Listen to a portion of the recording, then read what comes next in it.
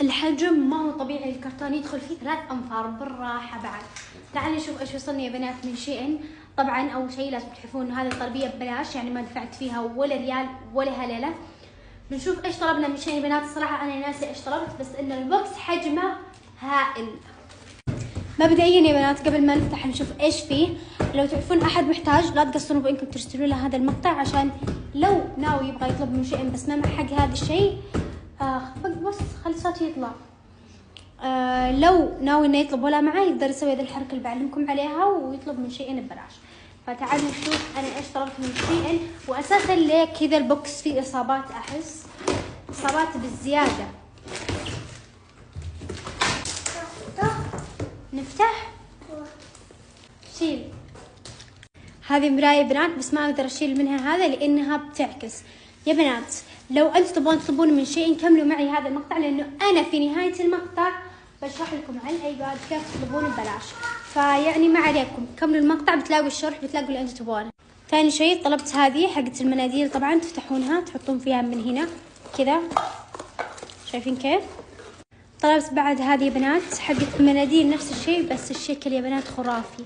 شوفوا كيف تحطون هنا المناديل تقفلونها، والشكل مرة تجنن. شوفوا كيف، وحجمها كبير ترى، أكبر من المقطع يعني طالع.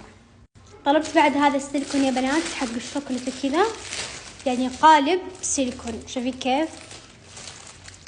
خلاص مالي خلف، تعالوا اشرح لكم كيف تطلبون ببلاش من شيء على الايباد ب3 خطوات بس. ركزوا معي في 3 الخطوات تمشون عليها بالترتيب.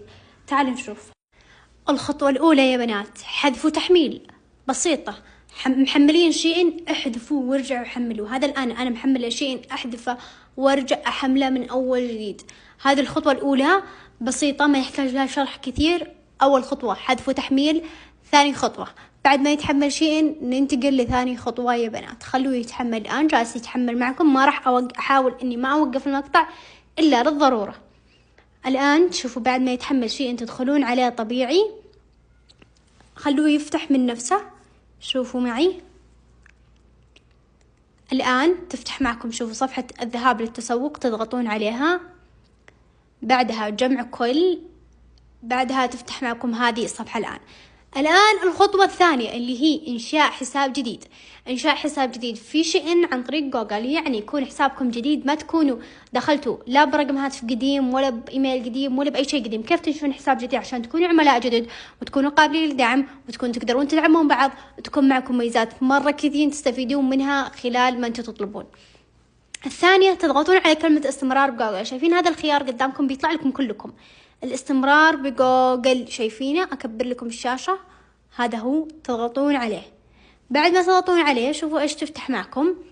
دقيقة تطلع لكم حساباتكم الموجودة في جوجل. طبعا ما تختارون ولا أي حساب من بينها، تختارون آخر خيار يطلع لكم اللي هو إضافة حساب آخر. شايفين الخيار الأخير قدامكم؟ هذا هو إضافة حساب آخر. شايفينه؟ هذا اللي هنا. دقيقة خليني أرجع وأرويكم الخيار اللي يطلع لكم. هذا شايفينه؟ شايفين الخيار الأخير هذا المكتوب فيه إضافة حساب آخر؟ تضغطون عليه. بعد ما تضغطون عليه شوفوا إيش تفتح معكم. خلونا نرجع الشاشة.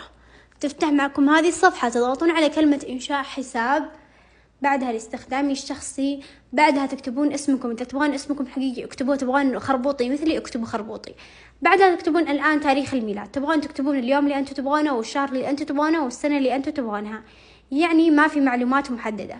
اللي تبغون تكتبونه اكتبونه. أهم شيء هذه الخطوة تعدونها وتنشئون حساب جديد. بعدها تختارون واحد بين هذول الاثنين، أنا بختار الأول.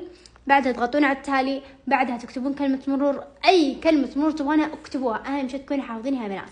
الآن بوقف المقطع عشان أكتب كلمة مرور لأن حفظتها، وكل واحد يكتب كلمة مرور اللي هو حافظ. بعد ما كتبت كلمة مرور بضغط على التالي. خلاص الآن ما عاد راح يطلبني أي شيء، بس بنجلس نضغط على التالي إلين ما يدخلنا على صفحة شين الرئيسية يا بنات.